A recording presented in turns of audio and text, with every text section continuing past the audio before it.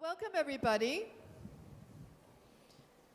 My name is Julie Broussard. I'm very happy to be here today. I'm the Country Program Manager for UN Women, the China office here in Beijing, and it's my great honor to moderate this very last hour of the APEC Women's Leadership Forum.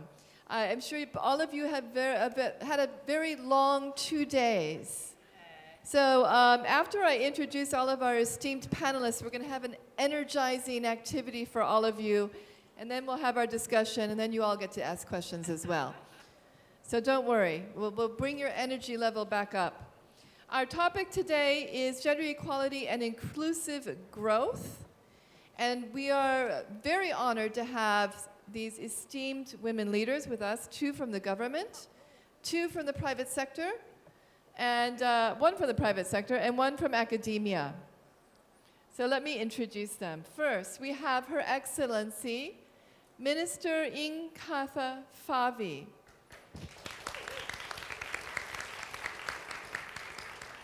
Minister Phavi was reappointed Minister for Women's Affairs in September of 2013. She is responsible for the management and leadership of the Ministry of Women's Affairs. Prior to becoming minister in 2004, Minister Phavi served 5 years as Secretary of State of Women's and Veterans Affairs.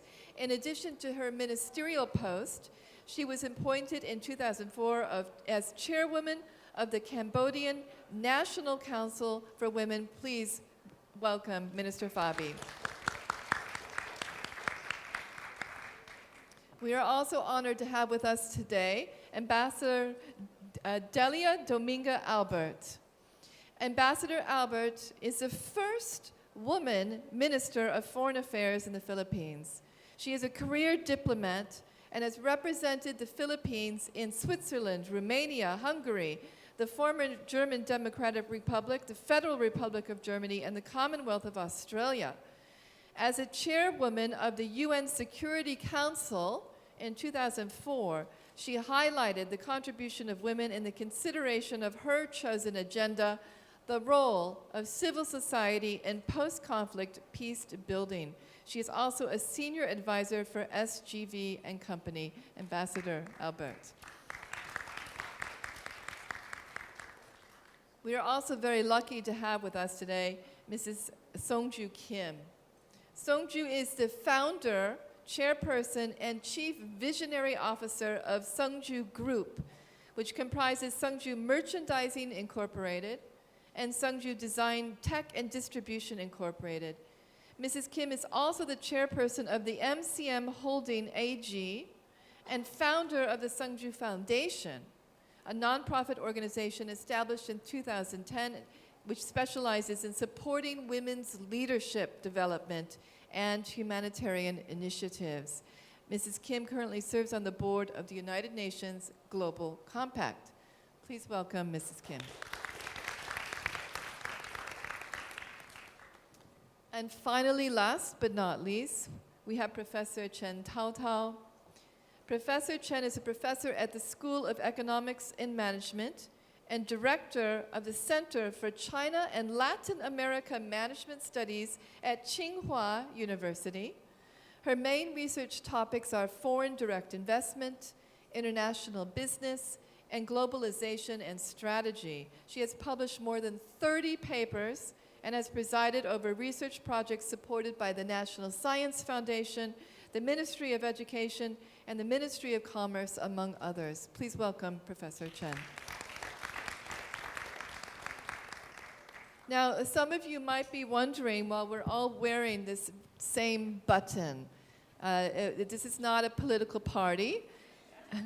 Ambassador Albert will explain what this is all about. The pin says, "Great women." We don't think we are great. The symbol, the letters "great" means gender responsive economic action for the transformation of women. It is a platform of most, if not all, NGOs of the Philippines, where women, successful women, professional women, business women put their effort together to help less fortunate women. So in short, it is women helping other women, and therefore the pin, Great Women. Now, we all thought you were all going to be very tired. This is the end of 2 long days. And so to bring a little more energy back into the room, we have a very special activity. And Sung-Joo and Ambassador Albert are going to lead us. You know, you're leading us. I'm joining in. Stand. And with the mic. So we're going to sing a song. Sing a song. Yeah, you stand up together. You all stand up together. Yeah. We'll sing it one time, and then you have to join us the second time, okay? So you'll probably We have shall heard this overcome. song before. We shall overcome. We shall overcome. We shall overcome someday.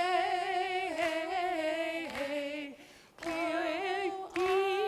in my heart, I do believe That we shall overcome someday. All You right, all sing everybody. together.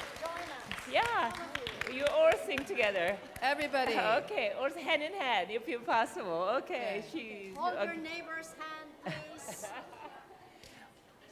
1, 2, 1, 2, 3, 4. We shall overcome. We shall overcome. We shall overcome someday. Deep in my heart, I do believe That we shall overcome someday. Yay! All right, I think the energy level is back up. All right. The topic, again, as I mentioned, is gender equality and inclusive growth, a topic that should concern all of us in today's world. Minister Phavi will first speak about this topic, and I'll ask questions to our other panelists, and then I'll open it up to the audience. So, Minister Phavi. Thank you. When we talk about gender equality and inclusive growth, in my country we don't use the growth, we use inclusive development. I think that inclusive means when you make all people participating in the national development. So what we have done in order to address this barrier of gender inequality in Cambodia, we have established a ministry. You know, in ASEAN, among 10 countries, we have just 3 countries having established a ministry. So it means that we can sit at the cabinet meeting, raising the voice of women and making visibility of women's needs at the cabinet meeting, not asking another minister if he would like to accept or she would like to accept to raise the issue at the high level. This is the most important thing. And also, we have also amended a lot of laws, existing law, in order to make the laws more gender responsive, and especially we ensure that the highest law in our country, the constitution law, address the discrimination between men and women.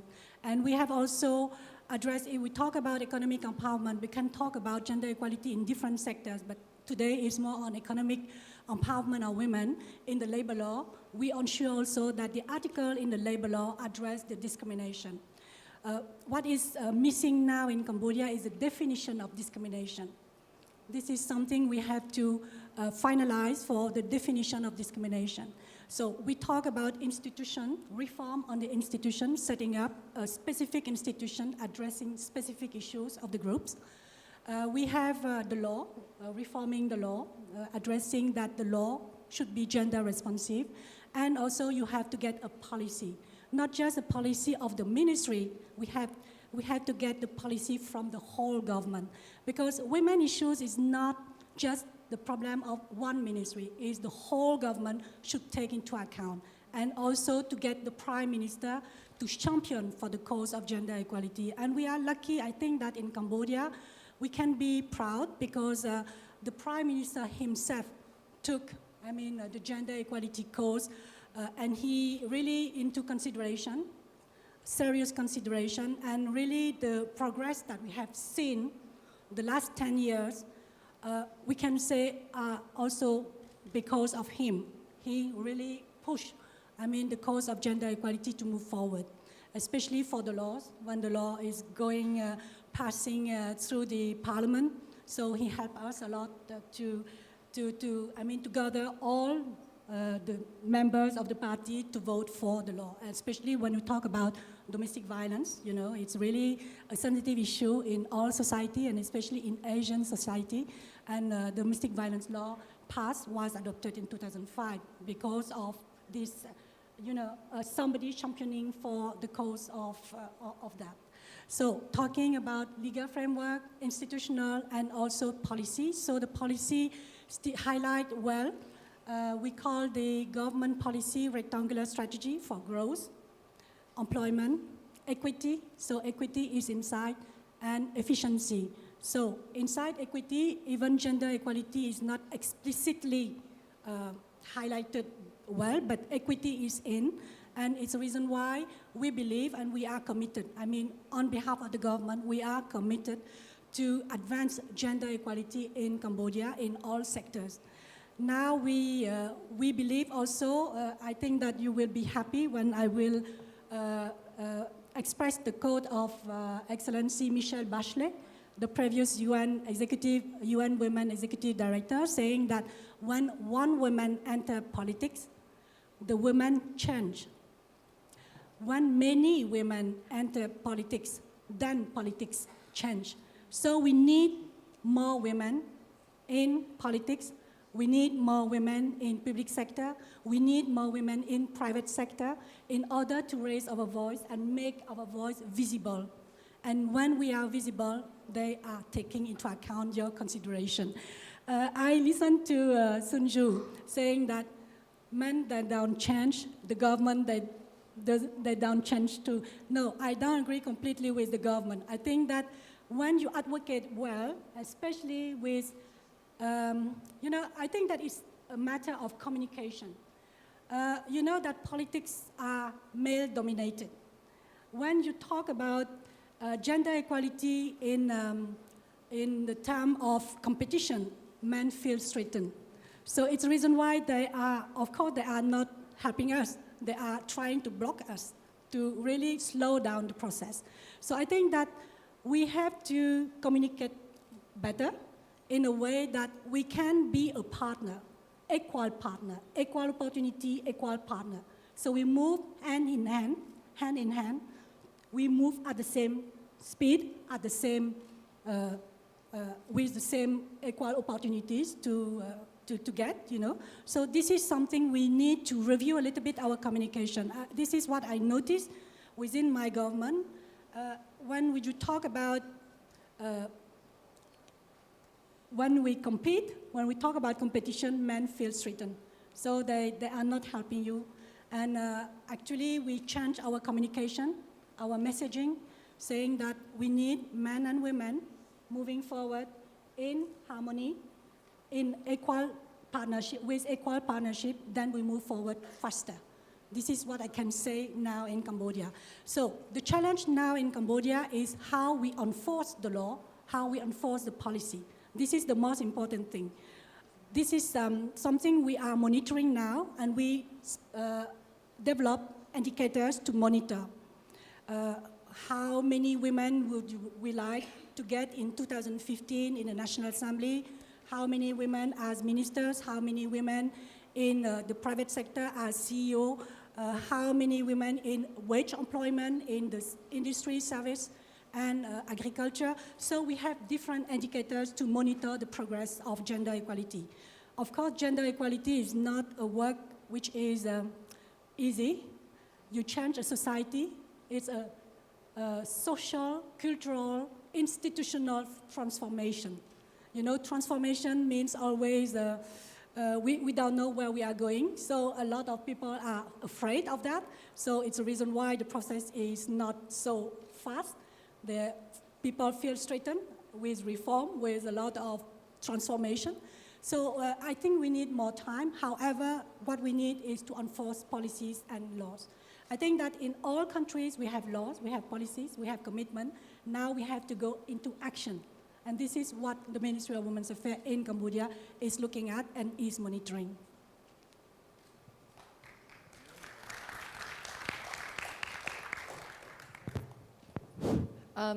Ambassador Albert, so you're an ambassador of the government of the Philippines, and I happen to know the Philippines is doing great work in promoting gender, but specifically, what has your government done to narrow the gender inequality gap to achieve inclusive growth?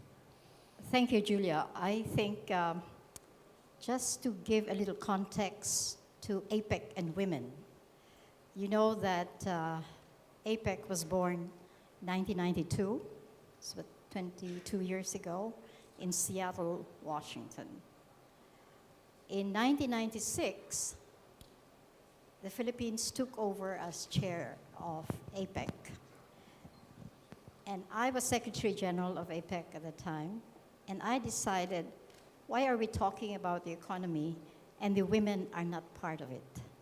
Therefore, the Philippines in 1996 introduced the women agenda or the gender agenda into the APEC process in Manila. And we had the first meeting of the Women Leaders Network. So the discussion of women participation in the economy has been there for some time. But the only, when the Secretary General is a woman, perhaps she's always thinking, how do I put the women agenda into the process? And all the members of APEC at the time agreed, and so we met. And since then, every year, government people from the 27 APEC economies meet and consider issues of gender. However, in 2011, we wanted to bring in the private sector. So we designed at San Francisco a declaration to say that it's not only government that should be talking about women. The private sector should be in.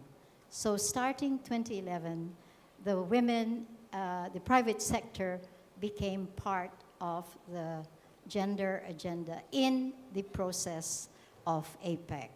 And so we are happy that China, being the chair for this year, has included this private sector meeting, and that's why we are here. Now, why did I think it was important to bring in the gender agenda? I always believe, and I think there is a business case for women, that we are the most, these are studies from the academe, that women are the most dynamic and the fastest growing economic force. And statistics show that out of 1 billion women in the workforce, we generate and control $30 trillion worth of consumer spending. That goes with what you're saying, that in the end, it's the women who decide how much to spend.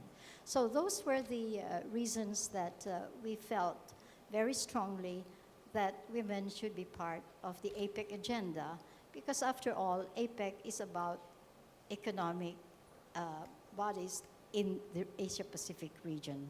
So I just thought I'd give you that context so that you know how long we have been discussing what to do and how to engage women in the APEC process.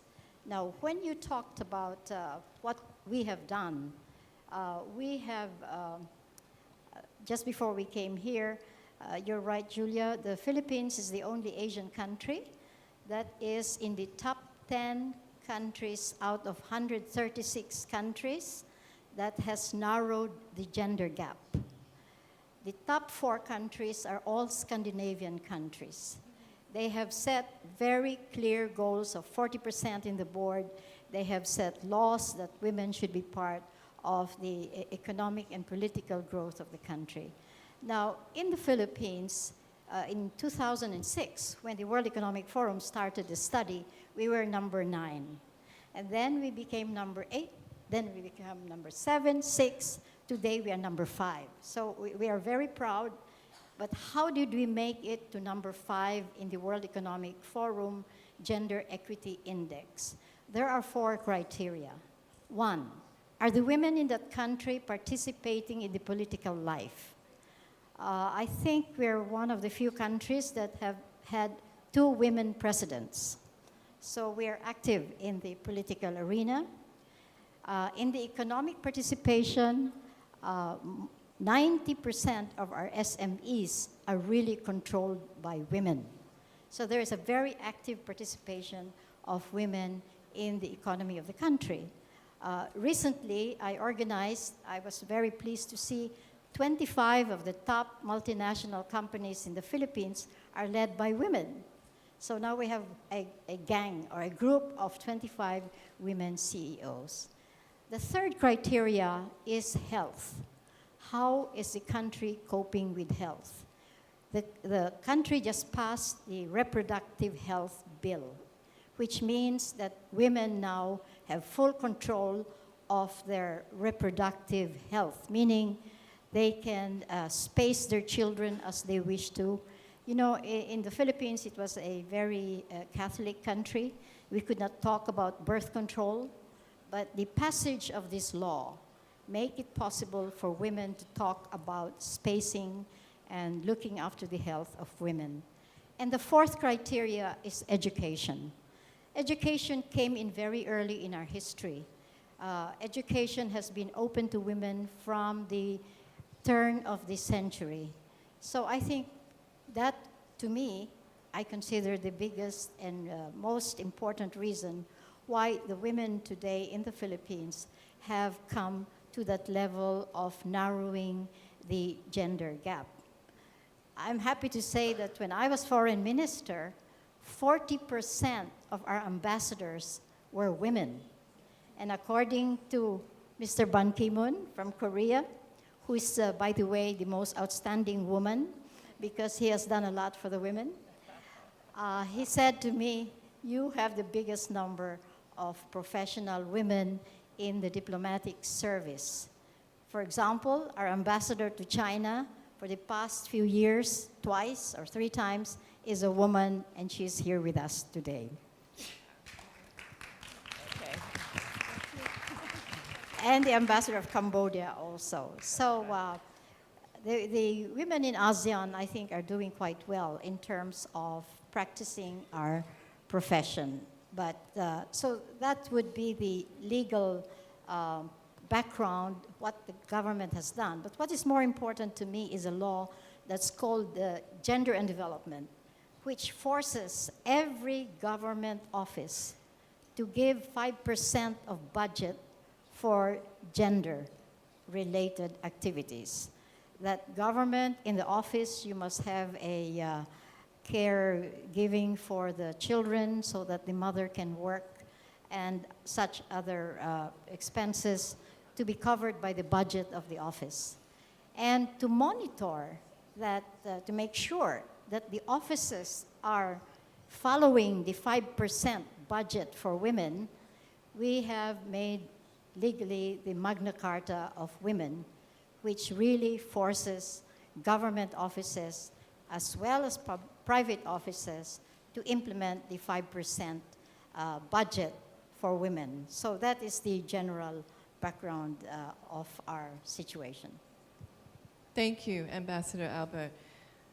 Sungjoo, so Ambassador Albert just alluded to the importance of the private sector, and you are a leader and founder of a very successful private sector company. So from your point of view, what has your company done, and why has it done it, to narrow the gender equality gap to achieve inclusive growth? Well, in fact, my company's case, gender gap is with the men, not women, because almost 90% are women. Simple as is, really. So, well, because it's a retailing sector, it's a fashion. And also, as you know, my first mission is I just want to show women can do it because meanwhile, all my three brothers inherit multi-billion-dollar company from my father. Me as a daughter, no one share from him. That's fine. That motivates me, and that's why I'm making another billion-dollar company my own to show boys, hey, I've done it by myself. And in fact, I think obviously because it was a very competitive ground for women to get involved. Fashion, every woman loves fashion, retailing in our blood. And therefore, really, that's a very fortunate to be standing on something competitive ground for women. But going back to actually Delia's point that, really we envy Philippines in many ways. We should do really benchmarking with them because it is one of most exemplary. Korean case, even though I'm not representing Korean government, but I was recently the co-chair of presidential campaign to make the first female president be elected out of blue. Then I pulled out, so I'm not really a politically oriented person at all. But unfortunately, we haven't really achieved in terms of a ratio in government, even presidential office, even in the government sector, and even parliamentary, we are very low. You can imagine Korea, with the South Korea alone, after Korean War, complete devastation. We built one of the largest economy, 8th largest economy, GDP-wise, and 11th, and the 8th largest trading volume, one of the highest IT infra country in the world. But where gender equity standing by UN and WF, unfortunately, we are below even Africa. Around like 98 or 100. This is something completely unacceptable. Why is that? Not because anything wrong with the Korean man. I think because the historic experiences. First, we are divided north and south. It means a lot of military presence, make a very male culture. Second, because also during the Japanese occupation, summarism, and apart from them, Confucianism, all mingled together, and also very war-torn country. So make a man to be very defensive, always men go front. So that's all coming together. So instead of blaming men, as I said, men is not gonna change their mind, and they become more defensive. Because why? 21st century, as I mentioned, is gonna be matriarchal society. I think inter-revolution completely made everything upside down, in and out, and whole nature of business, whole nature of economy is run by now e-commerce and m-commerce. Young people, you are leading it. We are just an analog generation, immigrate to a digital generation. But when I look at these young people here, you are the leader. So we are following you. So how can we just make the future our society, wherever we belong to, even regardless what cultural, what economic maturity we are in, make it relevant for future generation coming. As I mentioned, in 20 years' time, there's no gender issue.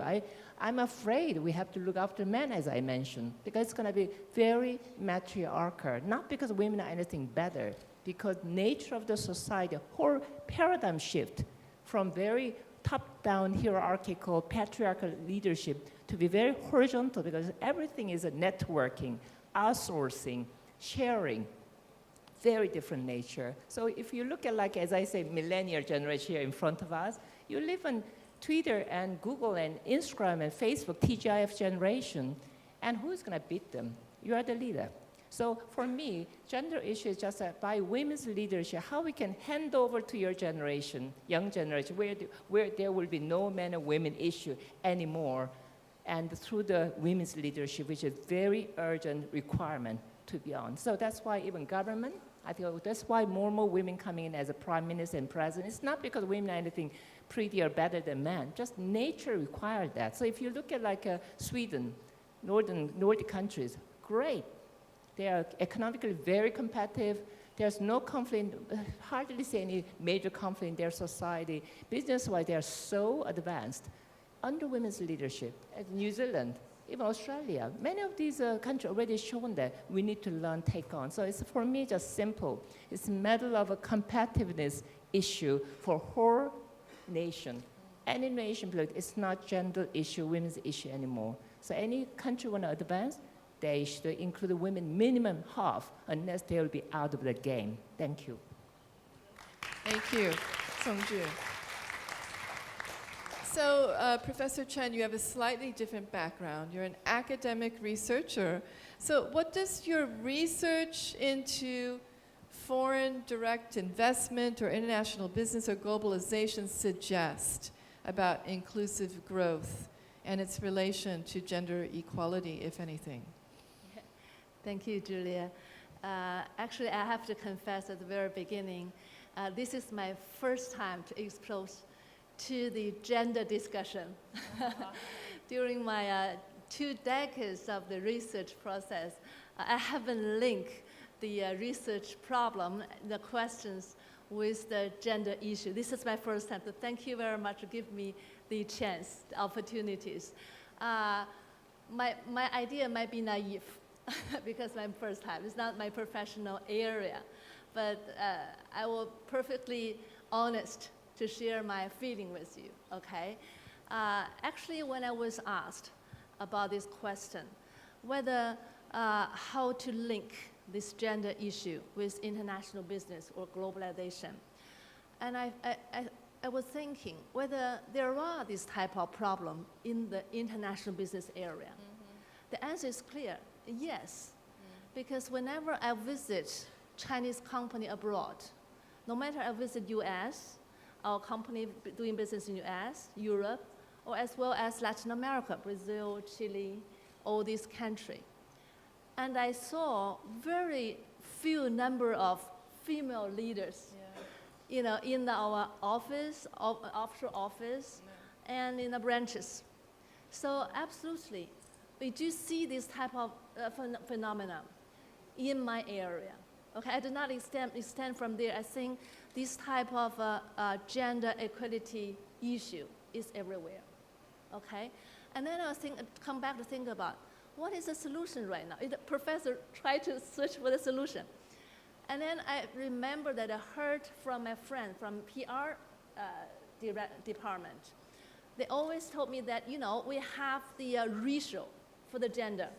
You know, we have to have like several percent of the women who have to be hired in a certain complicated high-end position.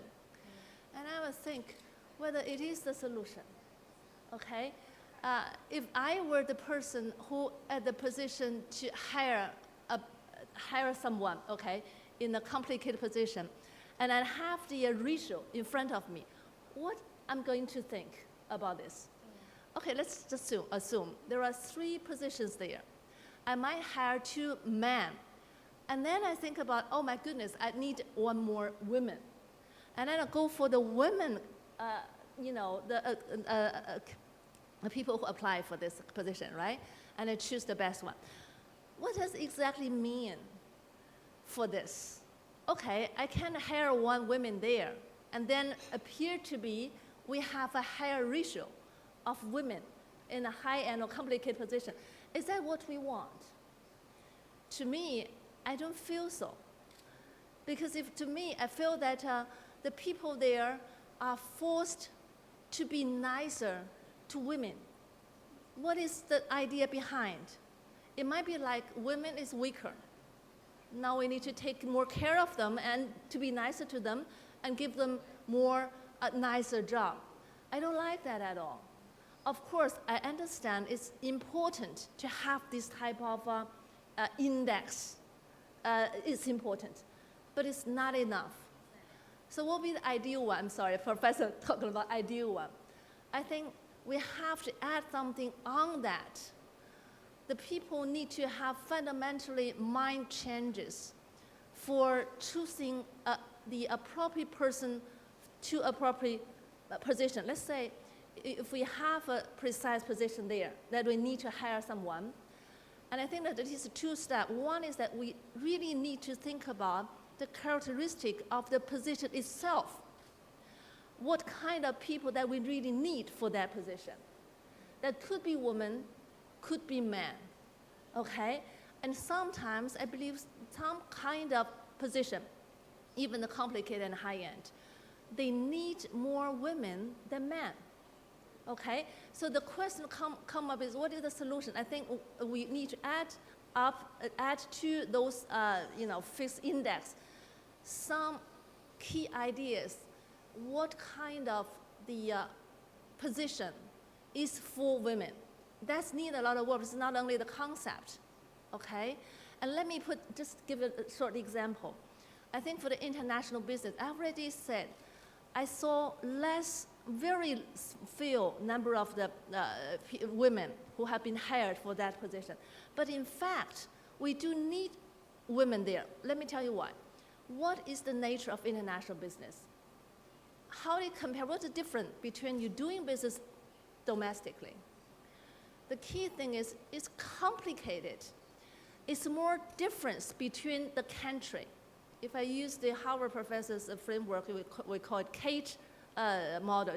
K is like C, culture differences, and A is administrative differences, and G is geography differences, E is economic differences. You have all kind of differences cross-border. And it end up with, you have to dealing with people who might have completely value of their life, completely the way of doing things. And you're gonna do business with them. How do you do with them? You have to have, first of all, the very sensitivity to the differences.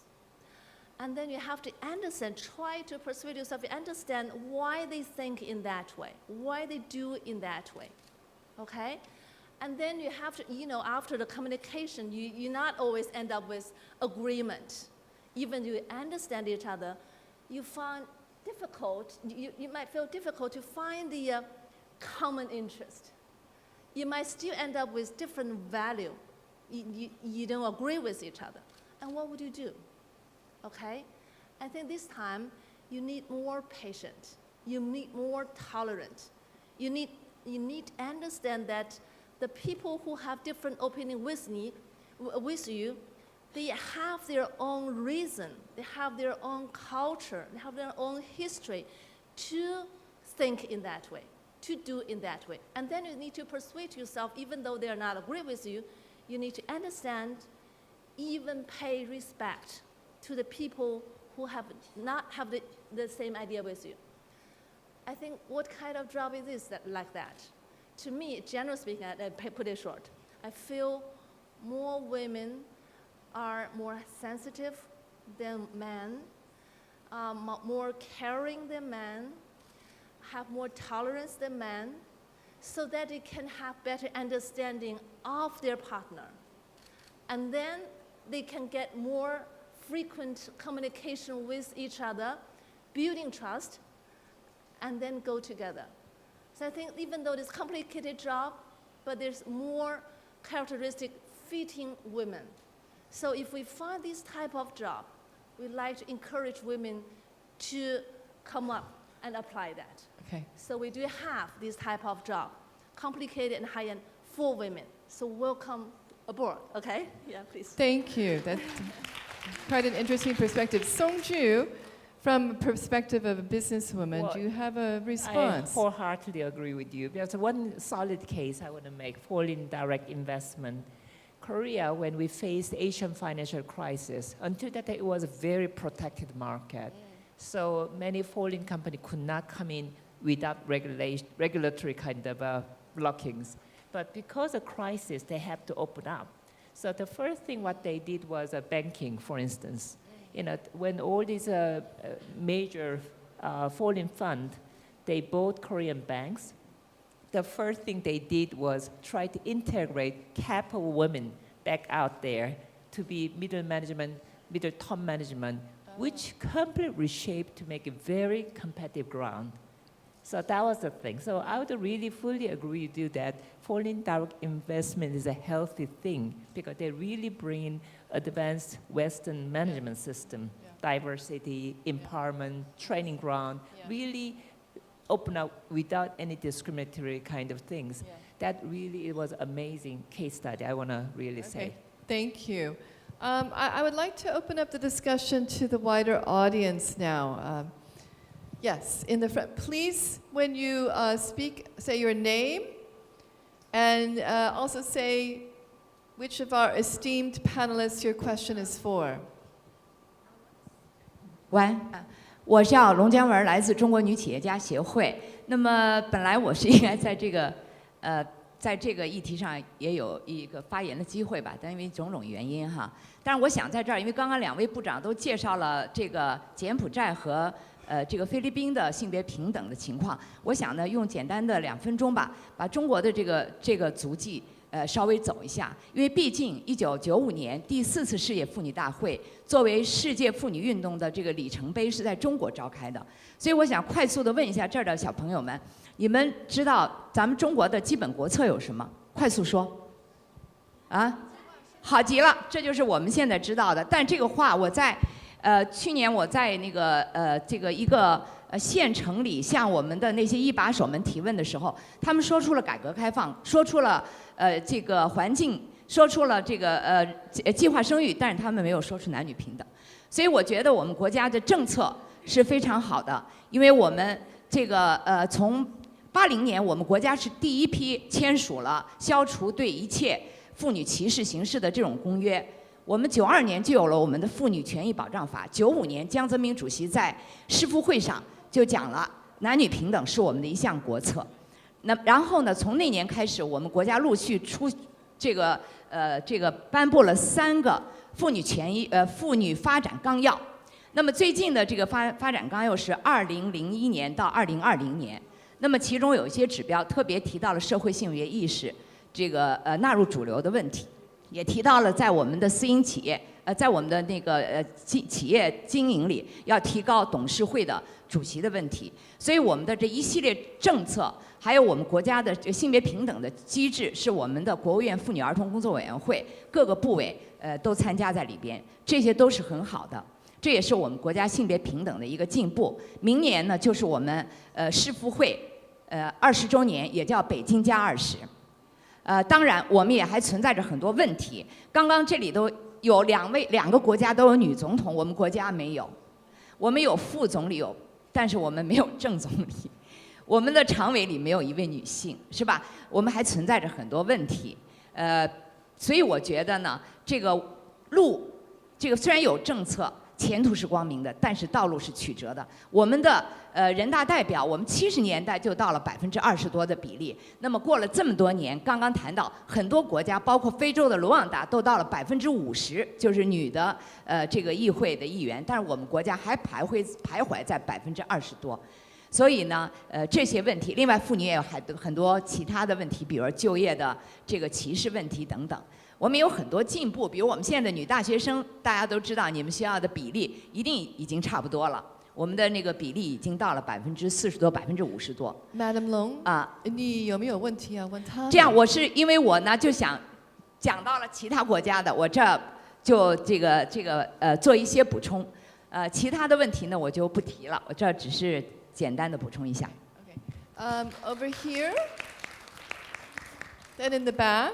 And then over here， 我们先来3个问题，然后他们回答。我用中文问吧，哈。就是。请说你的名字。吴清，北外的老师。那个，我想问呢，主要是问菲律宾，就是为什么是哪些因素使得菲律宾的人这样的有权利意识，使得菲律宾的社会性别做得这么好，是吧？因为性别是关于男人和女人，不光是女人，所以我想是哪些因素使得他们能够做得这么好？因为我觉得我们中国跟人家差了很大很大。所谓的理论上有，实际上是没有的。我们女大学生实际上学校一般都是降低分收男生。谢谢。谢谢。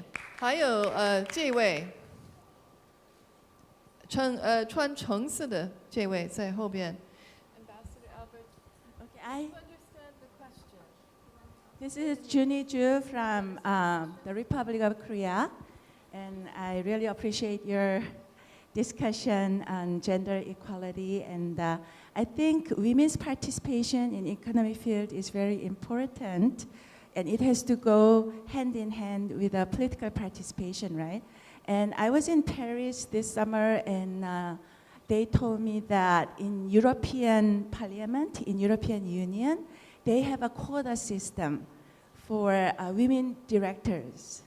Women directors on the board, and it was last year, October last year, Europe adopted this policy of a quota system that they should have like 40% quota on private sector in the board of directors in private companies. And I heard that like France and Italy, Sweden, Norway, all these countries are introducing that. And I think it's a great idea for us to have the quota system as well in my country. And I was thinking whether we could make what is your country? Korea. Okay. And I was thinking maybe, like organization like APEC Women or these international organizations in the Asia Pacific region could start discussing about women's quota on the board of directors in Asia Pacific region. Then, I think it can really empower us as well in our country. Maybe, Sungjoo, you can take that. We'll take one more question over here. Okay, we're going for orange today. The woman in the orange shirt. 穿橙色的。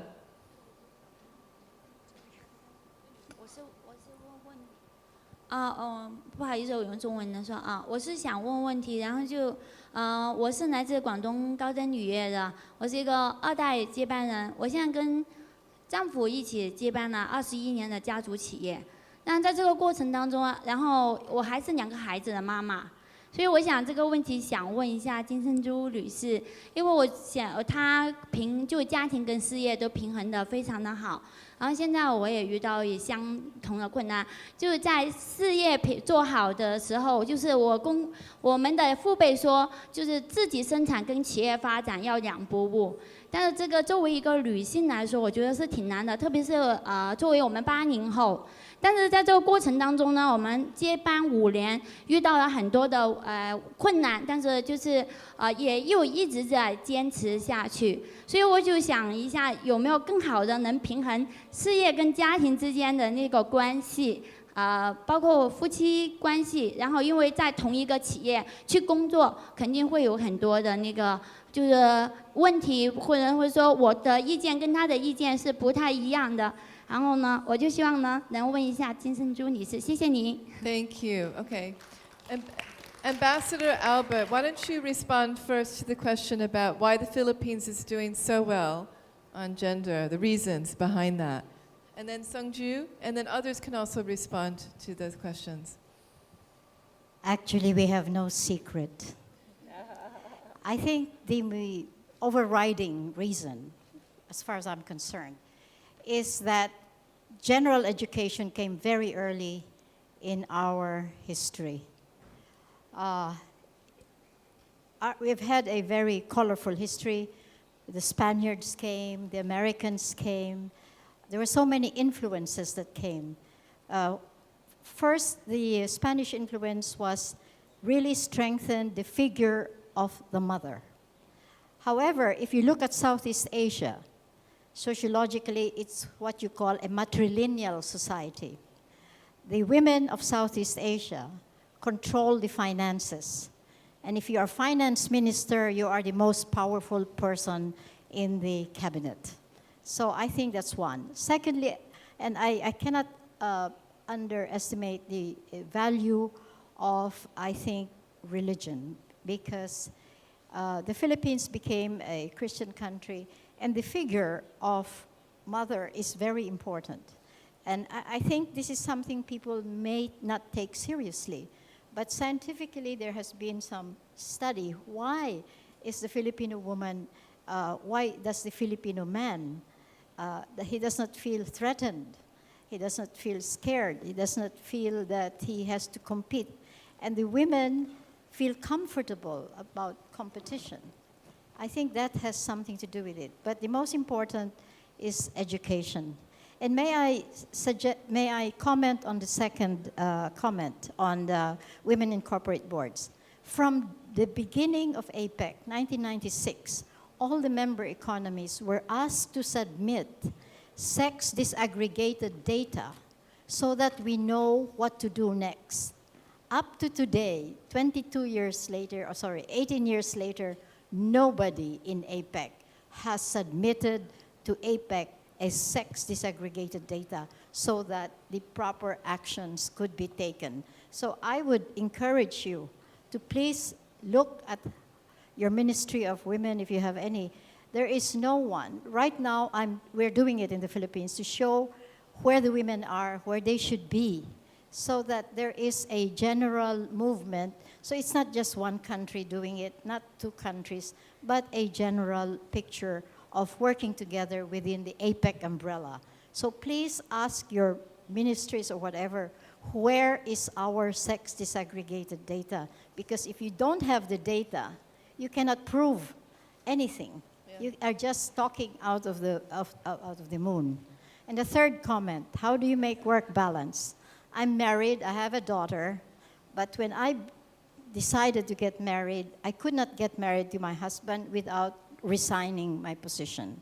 In our system, all male diplomats can marry any woman of any nationality and remain as diplomats. In the Philippines, when I decided to get married, I was asked to resign. I said, that's not fair. We have the same job, we have the same qualifications, why should I resign? So I told my fiancé, "Chotomati kudasai, let's not get married, I'm gonna fight this one out." That, what do you mean by equal responsibilities, equal rights? It meant I could marry anyone I would like, and the men to have the same right as the men would have. So my case in the Philippines is a unique, with the beginning of a basic human right that I could marry anyone I wanted, but my husband had to wait 3.5 years before we could get married so that I don't have to resign my job. So yeah, there are ways to solve a problem, but you just have to know your rights, and you have to be prepared to fight for it. Thank you. Well, I mean, let me also answer the fun question first and difficult one to answer. In fact, I think it's everyone in this room the same problem issue. I think Professor Wu mentioned very right, choose the right husband first. If already chosen, then make him right for you. You know, really. So I mean, with our wisdom, I think you can do it. So I think it's a more role play, because instead of following traditional one, men should do this and women should do that, especially child rearing and many other household, caretaking, and you can divide. And I met quite a few other women like that. I mean, even when I was in Hong Kong, met some very successful investment banker lady. I met her husband next, and what do you do? He said, "Oh, I'm doing grocery and looking after children." I thought he was joking, but eventually it was true. And also, I met a very successful lawyer in New York. She said the same. You know, what your husband do? She said, first, why do you ask what my husband do? Because when men are, when men are successful, they don't ask what your wife do, right? This is already a sexy question. So I think really, I would just say, you are young. I'm sure your husband young enough to be educated, to be the modern man. And also children issue.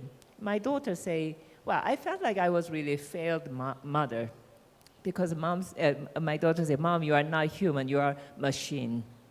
And when we were in London together, I remember, because when I was running my MCM business, it's a German company, so I stayed a lot in Europe that time. So I have to cover all the Asian issue in early morning by conference call, in the early morning and early afternoon European issue, and after 1 or 2 o'clock, New York and American territory. Then around 4:30, I sat down with and sip some tea or coffee. My daughter opened the door in the apartment. She coming in, she said, "Wow, so strange to find mom in daylight." And she was that time already 16 years old. She said, "Mom, when I needed you, you never be around. But when I don't need you, why are you here?" that was beginning of a really punishment. So we went through enormous, the last 60 years, a very rebellious kind of period. But you know what? When she brought her friends home, and because she always aimed the other mom doing all the household work and nice cookie making and pie making, good, cook, and I never cook anyway. So she envied the other friends' mom so much. But now her friends came and saw me with the business attire and carrying BlackBerry and the computer and running around all these business meetings. And her friends said, your mom looks very cool. So then my daughter realized that she has the best role model in her household.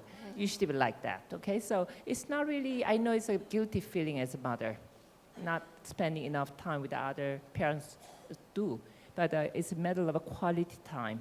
And I really make your children as a friend, and they will eventually find how lucky they are to have mothers like us.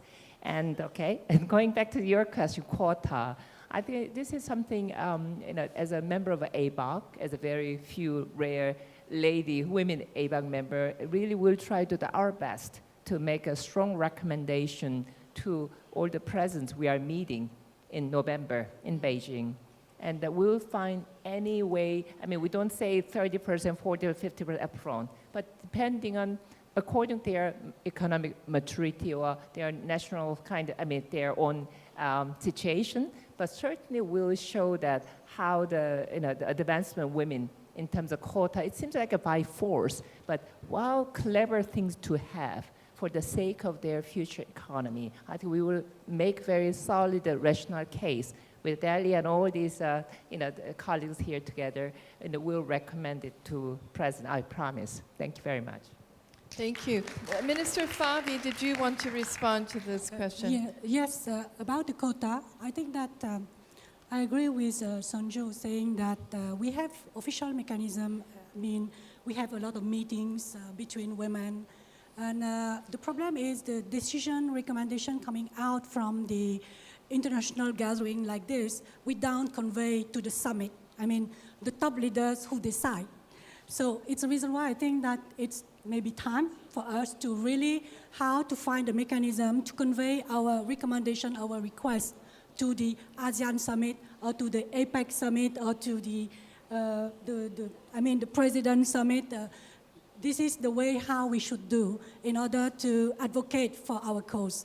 Related to the balance between the private life and the work, the career, it's true that I agree also with Sungjoo saying that you need to choose the right partner first, and also you have to how to ensure the quality of your time spent with the whole family. And I remember also with my daughter, she was complaining when I was working so hardly. She didn't understand and she was complaining. And then you explain to her to justify why I'm doing something which is, I try to ensure the dream of a lot of girls in Cambodia. And then she accepted, and now she's really proud of her mother because she said there is no glass ceiling, you are a role model. It's the reason why I think that the role model, the topic here, role model, is really important in society. And talking about the, how is the success of Philippines, I cannot answer on behalf of Philippines, but what I saw, the progress, the rapid progress in Cambodia is the role model. You know, a lot of norms exist in our society. It's really difficult to really fight against norms, stereotype. And also because, I don't know, in Cambodia, we are born to be married. We are not born to be breadwinners. So we are not educated in the same way like boys. They are educated to be the breadwinner. Really, you have to be. But for women, we are not used to. And this is maybe education is really important. We need to change the education, even the formal education, but also the family education, especially coming, what I notice in my country is the first obstacle comes from the mother. She said, oh, I studied until grade 9. My daughter shouldn't be over grade 9. I think it should be okay, because it's okay for me. But she forget that from generation to generation, evolution of the society, you need maybe more than that. So I think that the first is also the education within the family in changing the norms, and also education of the whole society and the formal education for girls to really dream. You can have a high-level dream and how you have to strategize. I remember there is three words for the symposium for the young scholars in my country last time. They say, dream it, plan it, and do it.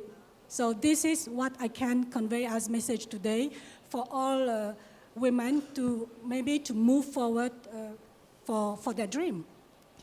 Thank you, Minister Phavi.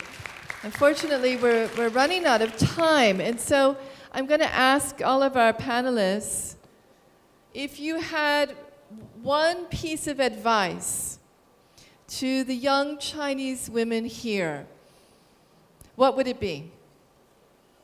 They are the future, and I'm sure many of them sitting here are going to be leaders in the future. So what do you have to say to them in this room, all of you? Okay. Go for it. Is Professor it okay? Chen. Yeah, okay.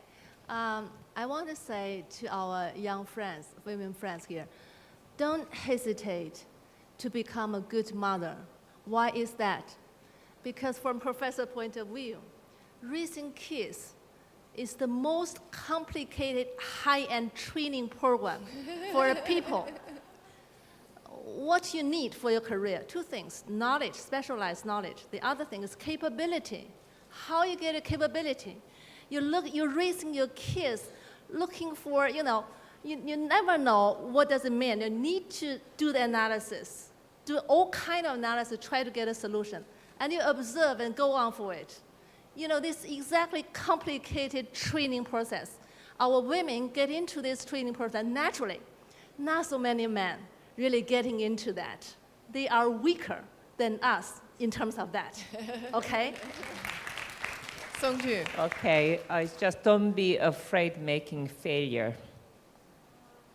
Failure is not failure. It's a matter of ingredient to make even you humble yourself down, to understand others' mistake, make you stronger and greater leader. So make many mistakes and failures, but never get defeated by that. That's the only thing I want to say. Thank you. Thank you. Ambassador Albert. I think as a diplomat, I've always believed that there has to be communication. Do not hesitate to tell people what you feel, because nobody can guess what you're thinking, what you're feeling. So if you are open, you'll be surprised how people, your husband, your daughter. I talk a lot to my daughter. In fact, she lectures to me. She's a lawyer, so, and I can take it. And my husband and I, we try every morning to communicate as much as possible, because communication or miscommunication is the start of a family failure. Yeah. So don't guess that he understands you or your daughter or your son understands you. Communicate as clearly as possible. You have everything to gain. Thank you, Minister Phavi. Quickly, just no glass ceiling. Dream for it. Do it. Go for it. It's all I can say. Thank you. Thank you, everybody. In closing, I rest assured that through all of our efforts, we will see gender equality move forward in all of our countries, and we will see inclusive growth become a reality. So thank you for your participation today.